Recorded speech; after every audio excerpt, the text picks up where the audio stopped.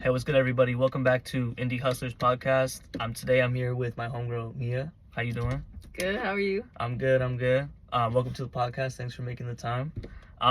So just right off the bat, we kind of ask everybody this first question, which is, when you hear the word hustler, what does that mean to you? Or what can you derive from that word? Ooh.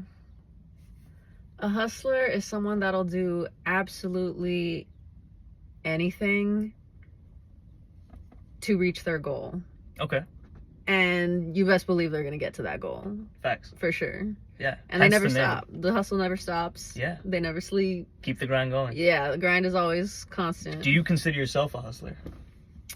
I would consider myself a hustler when I gotta get to where I gotta be. So it's just like a switch, like a mode that you're in. Right. Okay. Because I do take my mental health into consideration. Yeah. A large amount. So Totally. when I need my breaks for my mental health, I will take them. Take your balance, y'all. It's but important. When it comes to it and I gotta make the bills and I gotta make the money, that hustle come out. That hustle comes out 100%. And there's no complaining, there's no you just gotta get dragging in your that feet mode. through it. You just gotta do it. Lock the fuck in. Yeah. Okay, valid. So you're a singer, songwriter, Yes. actress, entertainer, Yes. known as Mia.Xitlali. So kind of like talk us through that journey. Like, when did you start doing that? When did you kind of discover this is something I want to do? Was it recent? Was it like long term? So my family has been doing this their entire lives. Everybody in my family is an entertainer. They're all singers, songwriters, band members, musicians, and actors, actresses. So I've kind of grown up just into that already. I thought everybody knew how to sing. I thought everybody knew how to act. I thought everybody was in an agency. I just thought that's what everybody did because everybody that surrounded me did that. So it took me a while to realize that was even something special that I could do, to sing or to act or do any of that. I joined an agency when I was 7 years old and I did some acting then, but I ended up booking a show, the Hollywood Bowl, and I performed that at the age of 7. Wow. And when my mom saw that and saw things kind of picking up, she decided to take me out so that way I could have a normal, childhood. Yeah. No, totally. And then, that's great of her to do that. Yeah, she was like, by the time that you're ready to take on the responsibility of being an actress, and because it's a job, you have to work. So when you can balance school and that, and you can keep your grades, then yeah, let's go for it. That's the time. And I mean, I was always good at my grades and everything, but the main part was just, again, so I could have a normal, a normal set childhood. So totally. I didn't get back into acting again until I was 14. Start of high school, and I booked a very small short film that didn't pay me anything, and I was just happy to be there, honestly. And I feel like because of that, I didn't even have a line, but it's the exposure, it's the experience. Yeah, I was just, again, I was so happy to have gotten that part, so much so that I feel like I was blessed with the role that I got right after that, like not even a week or two later, in like this major motion picture with MGM and Warner Brothers, and it was called Mac. He comes over and he's like, all right, so Warner Brothers just attached itself to the project, so don't fuck it up. And just left us there, and we were like, yeah, okay, all right. And then like the owner of MGM would just be sitting right there, like listening to your every word on and off screen. You had to lock on. And there was people that looked exactly like us sitting around learning our lines. Nah, because they were ready to cut your ass if something went down. Yes, they were so ready. Nah. I saw a PA the first day and like made great friends with her. She was lovely. And then the next day it was someone else, and we were like, nah, they mean business. Who's this? Yeah. And they were like, yeah, they cut her because she made a mistake. And we were like, oh my god. Nah, they mean business. And that's okay. That's so everyone was like really in check and like but it was also the most like harmonious, like just production ever. Like everybody on set agreed that like everyone did their jobs to the point where everyone got along, and that apparently never happens in movies where everyone gets along. No, there's definitely conflict in a lot of stuff. Yeah, and I didn't know that because again, it was my first experience. But I feel like that point or that switch up where everyone had to take shit seriously was a good challenge for you to step up as an actress too. Yeah. Because you were like, oh shit, my role's on the line now. Yeah. Or like there's people who are like really they're waiting to take it. Like, I watched a girl sitting in a seat, like dressed exactly in my outfit, looking at the lines, and I'm like, what you learning lines for? Yeah. Like just pack your shit up and go home. Yeah, like I ain't leaving. What the hell? Okay. But I mean, I get it. Yeah. It was just wild. So, you know, when it comes to music, talk kind of about like, you know, what you make, what you produce, what you write. What are your inspirations for like some of your songs? What kind of gets you in that headspace when you start writing? Like, what's your process like? Kind of break that down for us. So when I think about music, I honestly just think about translating what a melody is saying. Mm-hmm.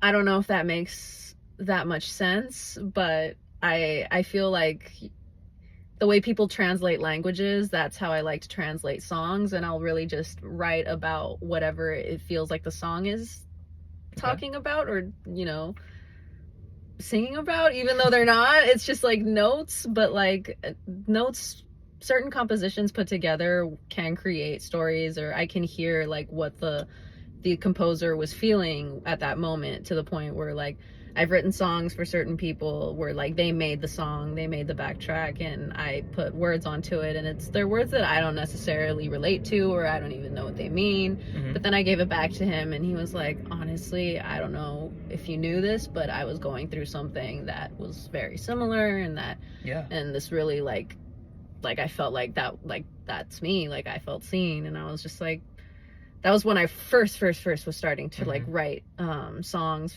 for other people and in public, because I've always been very private about my music growing up, because everybody again in my family has done it. They're Grammy Award winners, they're wildly talented, so I've always felt very shy and afraid in the dark to yeah, I mean, it's not that they put me in the dark, but I rather like kept myself there, because I was afraid of what it would mean to shine, because every time let me cook in secret. Well, because every time they displayed their talent, it immediately got attention, and I was afraid of getting attention. I have stage fright. I don't like people looking at me.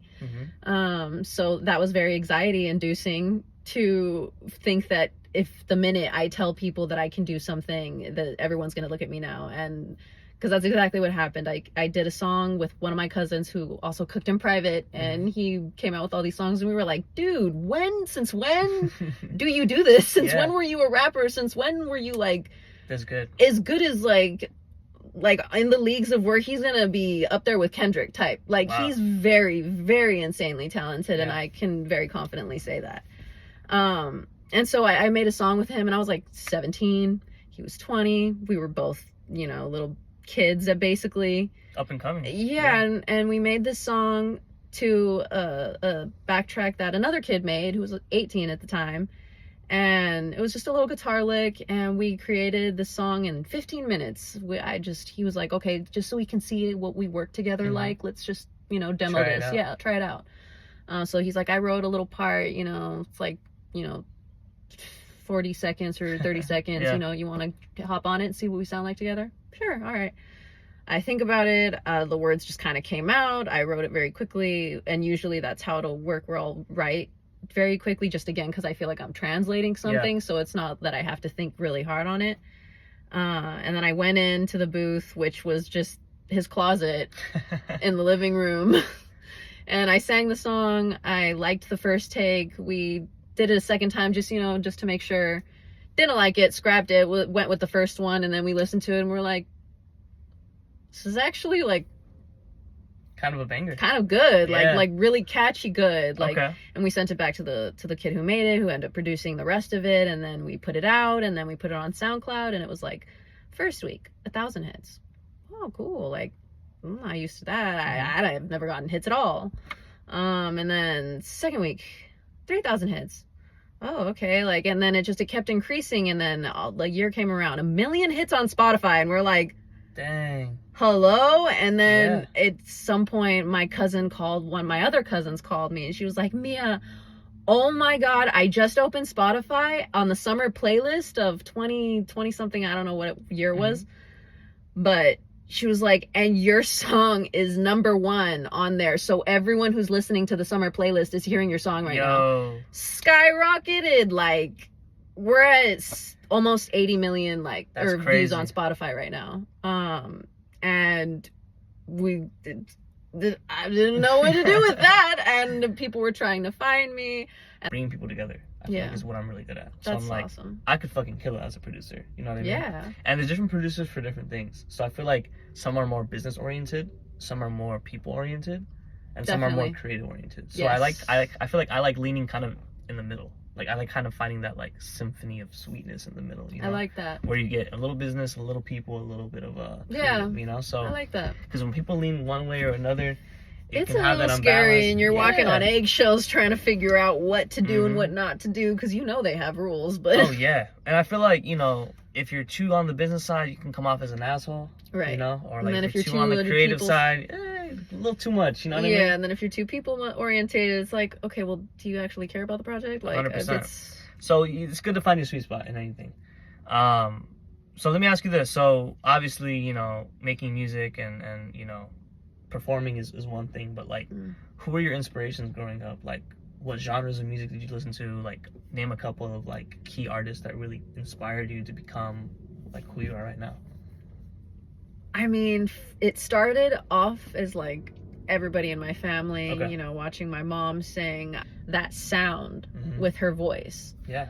The range she had was incredible. Like her range of like how she could make her voice dip to just like where it sounds like her singing, but it also is very reminiscent of these artists of like, wow, like you could she mimics them so well. And like I asked her like, okay, so how do you do that? How do you find all these voices? And she was like, well, I would just listen to the songs, and then I would just like sing it until it was exactly like they did. Like I just sing along. Repetition. And I was practice, all that. Okay. So then I decided to do exactly that. And I would listen to people like Amy Winehouse. I mean, I grew up with my mom basically because she had me when she was in her mid-20s. So we grew up listening to the same music. Funnily enough, fun fact, Gerard Way saw because he was a dad at my school, and I did a school performance doing Bollywood with a class. That's so cool. And I saw him in the crowd, and I was like, I'm a big MCR fan. So I ran and after the show, and they were like, Mia, you have to stay to do stage cleanup. I was like, I don't give a fuck. I am going down. And I ran after his ass. I got my picture. Nice. I got to meet him, and then I got to say, Gerard Way has seen me perform, and and I haven't even been able to see him perform yet because I wasn't really able to like afford concerts growing up. You have a new song that you just worked on. Yes. And are you close to releasing it? Yes, I am very close to releasing it. So it's releasing June 27th. Okay. It is out for pre-save right now on Spotify. It started kind of as a joke. So both me and my boyfriend are musical artists, and we were both in the room with our producer at the time that he was making this beat. And it was supposed to be for my boyfriend, but he fell asleep. And I liked it a lot, so I decided to make it mine. Oh, wow. But I was like, I'm not gonna be a bitch. I'm not gonna not let him on the song. So I recorded him snoring and put it on the song. And then I was like, you know what would be funny? If we made a song about like we just made an entirely like made up scenario. We're like, so what if this like girl and dude, like it's after like a one night stand, and he just like basically passes out like right after sex. No aftercare, no nothing. Wow. Just kind of like whatever. And then so she's just sitting there while he's snoring, just talking shit. And just like, you know, talking about how he makes her feel and blah blah. She's just venting. Yeah, just venting while he's knocked out. Yeah. Wow. And then that's when we made the song called No Aftercare, and it has a sample of him snoring, and I actually came to love it a lot because it sounds so like Paramore coded. Is the snore part of the beat? It is. Yo, that's like wild. on a certain segment, there's You like see the track of it? Yeah, there's like a good 40 That's seconds where crazy. he's just snoring, and I'm just like talking to him while he's Quick passed side out. note. Quick side note. Aftercare is super important, by the way. Right. Like, you know, don't. if you ain't taking care of your lady or your man after, like, What are you doing? what the fuck's wrong with you, man? What are you doing? I made a whole song about you just to embarrass you, all right? For real. Like, for real. So, yeah. come on, yo. Aftercare. All right. So after you guys made that song, were you happy with it? Was there some kind of like notes that you guys had with it, or were you just kind of like, nah, this is a banger? So definitely, I mean, the first song I wrote ever, it was so easy that, again, that was like my first time experience. I didn't know how songs would be made, but like now that I've been in the game for a minute of like actually going to different producers and recording multiple songs of different genres and stuff like that, like I do like putting in my time. I do like re-recording things. I do like piecing things together and giving it the best of everything, because I mean, I really do believe I could have most definitely done a better take of the song that did blow up. I even have a typo in my words where I say the wrong like pronunciation of something, and it's just like 70 million views on my like little lisp that I had because I was wearing a retainer at the time that I sang the song, and the second take was me without the retainer, and so it technically sounded, but it noticed a huge difference with how I sounded pronunciating things, but whatever. But it's in the past. Yeah, it's fine. So with this song, we've definitely went back, and I was like, okay. My producer pointed out that one of my the key parts to my sound is the harmonies that I like to add. Okay. Because I do like adding like third, fourth, fifth harmonies and just, you know, really splurging. If you had to deliver a piece of advice to yourself, let's just say 10 years ago, what would you tell yourself now? With the knowledge and the experiences that you have right now, what would you tell younger you? Okay, 10 years ago, I was, well, I guess, I was about 15. Okay, so what would you tell 15-year-old you? With all the knowledge, all the experiences, everything you've done right now to this point, like one piece of advice to give to yourself, what would it be? Never think you can't lose what you worked for. Because at any moment, no matter how far you get, it can always be taken away. Never get too comfortable in your success, because 10 toes down, you gotta like you remember why you got there, and you didn't get there by sitting around and being stagnant. So if you find yourself at some point where you're just like, I'm stagnant, I'm good, remind yourself that is how you got to where you didn't have that at all. You gotta humble yourself. You have to really humble yourself and remind yourself that you have to keep hustling, you have to keep going and keep working for the things that you want in life, or else they will go away from you. And people can have their 15 seconds of fame and limelight, but that stuff can go away is even quicker than it comes to you. So always remember that, and just stay humble. Never be even sad if that happens to you, because if it's the lifestyle that's meant for you, like, you will have that. But again, based on the fact that, like, you know, you're keeping yourself in line and in tune with yourself, you know, prioritize your mental health. Honestly, if the industry is weighing so much on you, I don't believe in killing yourself over your art. I don't believe in selling yourself out for it. Stay true. Like, stay true to your art, yourself. Because also remind yourself what your art is. It's an expression of yourself. And if you don't feel like you are free to express yourself because a label is preventing you from doing it, or certain people that are telling you you'll get successful as long as you suppress yourself, like, that's not what you want to be doing in life. And that's not going to make you happy. And you will die trying to get there, and you won't even get to where you wanted to be anyway that way. So just always stay very honest with yourself, I would say. And don't get too comfortable. That's some powerful shit right there, yo. That's a deep cut right there. But my follow-up question was gonna be like closing remarks, ending statement, but like, damn, you kind of killed it right there. I mean, everything she just said, imprint that in your brain, because it's true. Remain humble, keep the hustle going, never, just go with the bare minimum. Never half-ass anything. Always stay hungry. Like, keep moving forward. Keep pushing yourself. Meet people who are going to support you and uplift you. Support them. You know, it's a full circle, like I said, you know. And work with people who also respect themselves and their art. Yeah. 100%. Because then they'll respect yours, and you don't have to worry about people stealing your stuff or having collaborations because, you know. You just got to stay true to yourself. Yeah. Become genuine. You'll attract what you are. 100%. And just keep pushing forward. All right, we're going to close out. I'm going to let you kind of tag yourself. Where can people find you? Do a quick little shout out for stuff that's going on in your life right now. All right, so my name is Mia.Xitlali. That's what I am known for in acting. In terms of singing, I'm Lolly Bye Baby. That's what you'll find me on for TikTok as well as music. You can find me on Spotify, Lolly Bye Baby Artist. And you can stream my music on absolutely every single streaming platform as well. I have Mia.Xitlali.official on Instagram if you want to give me a follow there. And Lolly Bye Baby also on Twitter.